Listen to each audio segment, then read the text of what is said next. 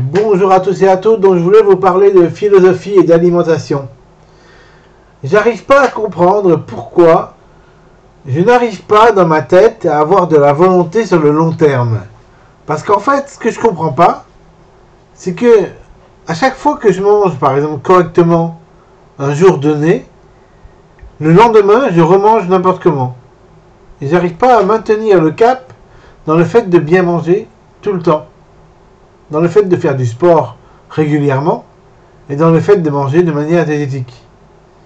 Comment ça se fait que je n'y arrive pas? Est-ce que c'est un problème de volonté? Est-ce que c'est un problème de non-enthousiasme à faire cela? Est-ce que c'est un problème de je m'en foutisme? C'est-à-dire qu'en fait, je me moque de prendre du poids et en fin de compte, je me rends pas compte que c'est grave de prendre du poids parce que pour ma santé, c'est grave qu'à 50 ans, je pèse autant de poids pour mesure. C'est grave qu'à 50 ans, je fasse 140 kg pour 1m64. Très grave. Ça peut être très grave pour mon état de santé physique. Donc c'est pour ça que je vous dis que il faut que j'arrive à trouver un moyen de m'en sortir, de maigrir et d'y arriver. Donc c'est pour ça que je fais des efforts. Et j'essaie de moins manger, mais c'est sûr, ma mère elle dit. Et le problème, c'est qu'il faudrait que j'arrive vraiment à trouver une solution qui soit pérenne et qui dure dans le temps. Et tant que je ne trouve pas cette solution, je serai dans l'impasse. Donc, à moins de me mettre un ballon gonflable dans l'estomac et de gonfler le ballon, pour qu'ils prennent de l'espace dans l'estomac afin que je mange moins et donc que je maigrisse. Là pour l'instant, les solutions me paraissent difficiles à trouver. Parce qu'il faut une solution curative à ce problème psychologique et physique. Il faut une solution curative. Donc s'il faut introduire un ballon gonflable, ça existe. Hein. On peut introduire des ballons dans l'estomac. Si un jour il faut que je m'y mette, que c'est grave, je serai obligé de m'y mettre. Mais j'aimerais bien trouver une solution quand même qui soit sans mettre de ballon dans un estomac, par exemple. Ce serait quand même bizarre de mettre ça. Et d'y arriver sans ballon, quoi. Ça paraît difficile. Hein. Il faudrait que je sois discipliné, que tous les jours je me note sur un papier ce que j'ai à acheter précisément et que je ne fasse pas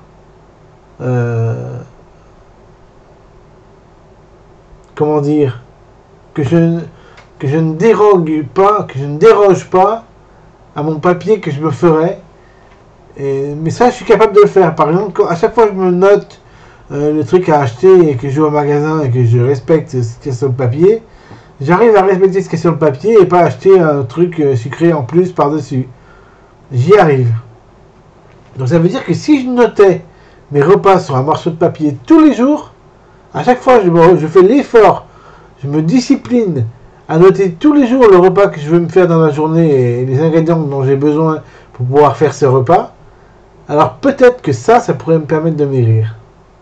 Parce qu'au moins, j'achèterai juste ce qui est nécessaire pour pas prendre de poids. Donc c'est peut-être ça la solution. Me discipliner. Mais comment penser tous les jours à faire ce papier écrit pour aller faire mes courses? Parce que le problème c'est l'abandon d'une méthode qui pourrait être déterminante pour moi, pour m'aider à maigrir. Le problème c'est l'abandon, soit par lassitude, soit par oubli, soit par négligence. Et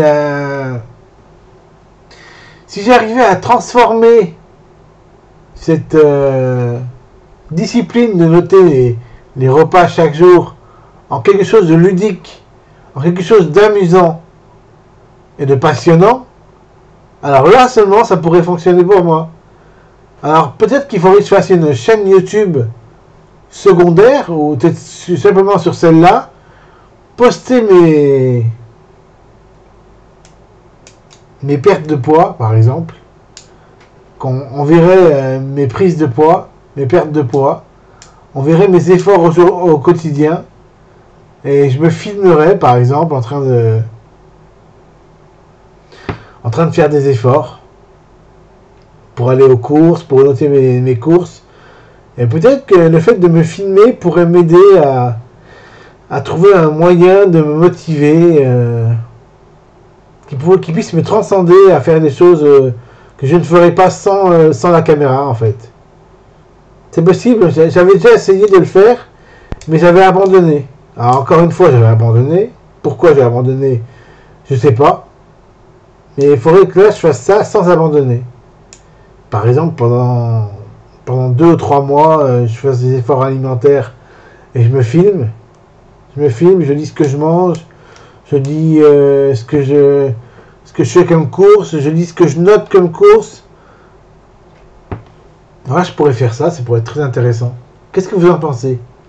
Si je devais noter mes courses chaque jour, me filmer mon poids chaque semaine, et vous en faire part, vous le partager dans des vidéos YouTube, et peut-être faire en sorte qu'il y ait qu'une seule vidéo résumée de 3 mois, par exemple, de 3 mois d'abstinence à faire le gros porc, donc à manger moins gras, moins salé, moins sucré, manger plus diététique, ne pas manger de cochonneries, et faire un peu de sport. Si j'arrivais à faire ça pendant 3 mois, que je me filmais pendant 3 mois, et que je montrais l'écart de poids entre le premier jour et le jour du 3e mois, on pourrait voir ma transformation en termes de prise de poids ou de perte de poids. Ça pourrait être incroyable comme procédé. Et ne pas le faire trop longtemps, pas le faire sur trop de mois. Par exemple, si je fais 3 mois, eh bien au moins en 3 mois, j'aurai peut-être le temps de ne pas me démotiver et de ne pas abandonner. Alors que si je fais 6 mois, c'est peut-être trop long. Peut-être qu'en 6 mois, j'aurais abandonné avant. Alors qu'en 3 mois, j'aurais pas abandonné. Et si j'abandonne pas pendant la période où je fais mes efforts et où je me filme, etc., si j'abandonne pas, l'intérêt, c'est quoi à votre avis? L'intérêt, c'est tout simplement que j'aurai un point d'arrivée et un point de départ, et une comparaison entre les deux.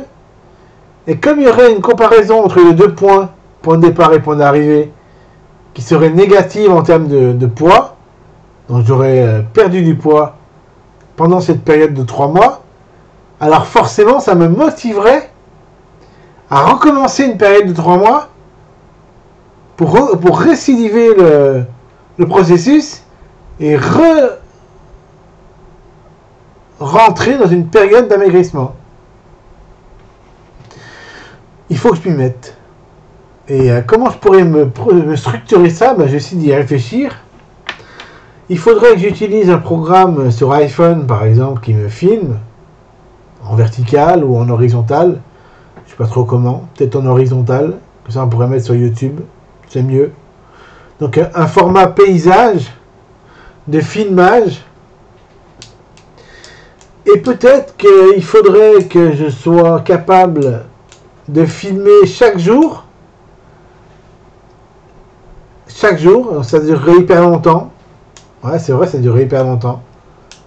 Donc, je sais pas trop comment je pourrais faire ça. Peut-être qu'il faudrait que je fasse un montage. Alors, il faut que je réfléchisse parce que si je filme chaque jour pendant 3 mois et que chaque jour dure à peu près 20 à une demi-heure, ça va durer énormément de temps. Ça va durer 20 minutes multiplié par... si ça veut dire que 20 minutes multiplié par 30, ça fait 600. Et multiplié par 3 mois, ça fait 1800. 1800 minutes, vous avez vite vu le rapport. 1800 minutes, ça fait quand même 1800 minutes divisé par 60.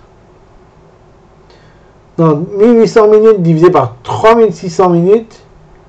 Parce qu'il y a 60 minutes en une heure. Donc 1800 divisé par 60, ça fait 180 divisé par 6. Ça fait 30 heures. Donc si je fais une vidéo de 30 heures, ça pourrait résumer les 3 mois. si je fais que 20 minutes par jour. C'est quand même beaucoup 30 heures pour une vidéo. Personne ne va regarder une vidéo qui dure 30 heures. Donc ça me démotive. Il faut que je trouve un moyen de ne pas me démotiver.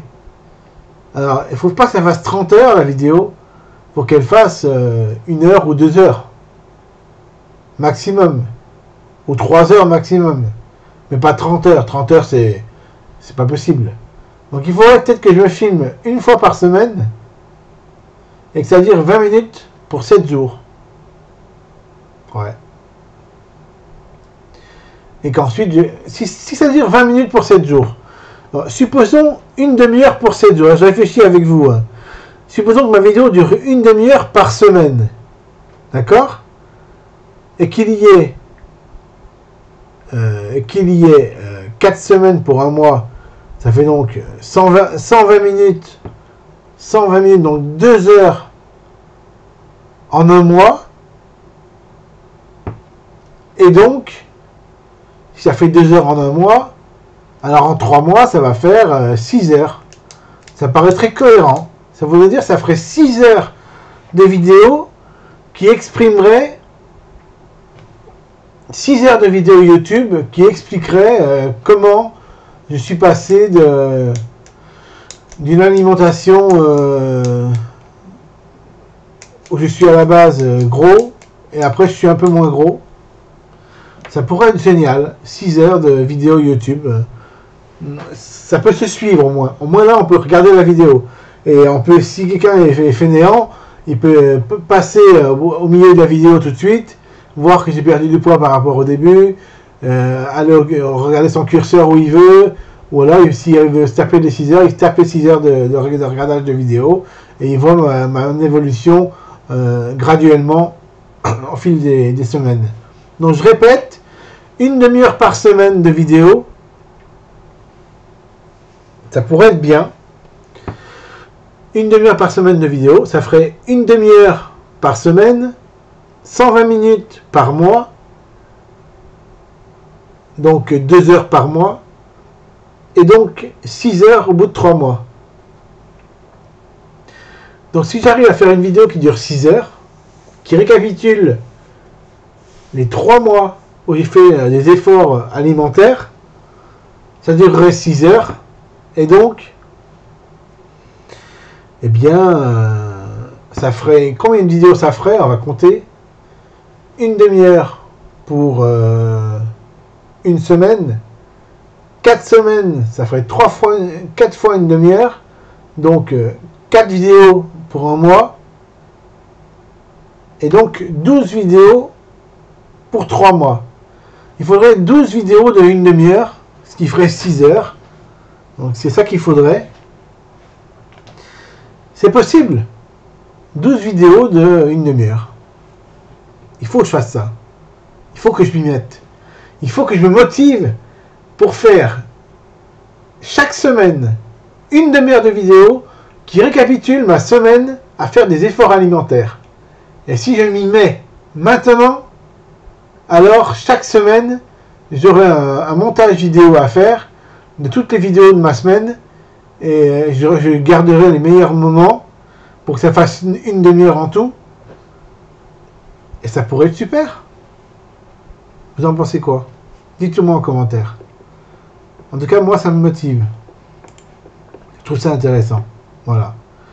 Si vous trouvez ça intéressant, dites-le moi en commentaire. Si vous avez envie de suivre mon évolution sportive et diététique, dites-le moi en commentaire. Voilà. Sur ce, je vous laisse. J'espère que cette vidéo vous aura plu. J'espère que cette réflexion en temps réel vous aura plu. Et j'espère que ma motivation à faire ce nouveau style de vidéo vraiment réaliste, parce que je vois des gens qui font des efforts pour maigrir, mais qui ne montrent pas leur évolution, qui montrent en 5 minutes qu'ils ont perdu 40 kilos. Je trouve ça dérisoire. Ça sert à rien de faire ça. Parce qu'on ne voit pas l'évolution de la personne, on ne voit pas les étapes qu'elle a parcourues pour y arriver. Moi, je souffre d'obésité depuis plus de 20 ans. Alors, si ça fait plus de 20 ans que je souffre d'obésité, ça ne peut pas être en 5 minutes que je guéris. Il me faut du temps. il faut par exemple 3 mois pour perdre, je sais pas moi, 3 mois pour perdre peut-être 10 kilos ou 5 kilos. Je peux pas savoir à l'avance. J'ai aucune idée de combien je vais perdre en 3 mois si je fais des efforts et que je suis pas dans une cure. Quand je suis dans une cure, je peux perdre 8 à 10 kilos en un mois. Mais là, c'est pas une cure, donc c'est moi qui fais les efforts. Donc c'est forcément moins. Peut-être que je perdrai 5 kilos en 3 mois, peut-être 10 kilos en 3 mois, je sais pas encore. Voilà. On peut pas savoir à l'avance.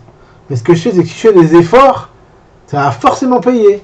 Et si je me filme, au moins vous aurez le partage de mes efforts. Je trouve ça merveilleux. Il faut vraiment que je fasse ça. Voilà. Bye.